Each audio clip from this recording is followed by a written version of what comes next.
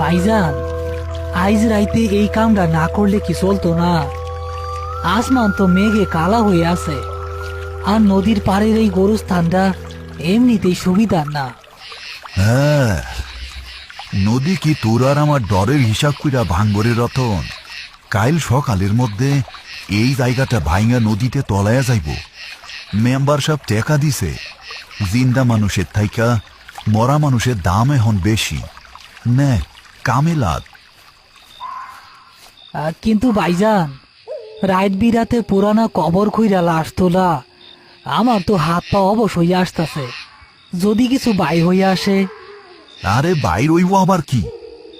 মরা মানুষ মাটিতে মিশা যায়, হাড্ডি গুলা ছাড়া আর কিচ্ছু থাকে না। ৩০ বছর ধইরা মাটি খুঁড়তাছি। জিন্দা মানুষরে যদ্দূর ভয় পাস, মরা মানুষরে তার কানা করিও ভয় পাবি না। ওরা কিচ্ছু করতে পারে না। যা, ওই শিমুল গাছের গোড়ার কবর চায় কোদাল দেওয়া শুরু কর। ইনি হচ্ছেন করিম শেখ। গোরখোদক হিসেবে তার নাম ডাক আশেপাশের ১০ গ্রামে। কবর খোঁড়া, বেওয়ারিশ লাশ দাফন করা, কিংবা নদী ভাঙনের সময় পুরনো কবর থেকে হাড়গোড় তুলে নতুন জায়গায় দাফন করা, এসব তার কাছে ডাল ভাত। মৃত্যু বা পচনশীল শরীর নিয়ে তার কোনো আবেগ নেই। অন্যদিকে রতন একদম নতুন।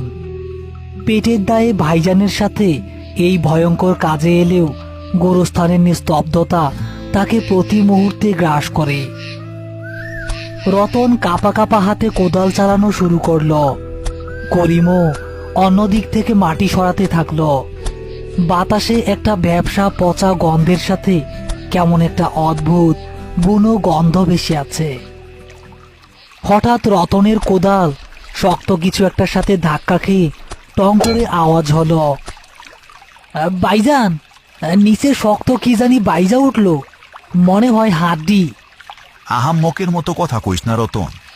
২০ বছরের পুরানা কবর, হাড্ডি তো মাটির লগে মিশা যাওয়ার কথা। টর্চ তার ধরে দিকে। করিম নিজে গর্তের ভেতরে নেমে হাত দিয়ে মাটি সরাতে থাকলো। হঠাৎ তার হাত থেমে গেল।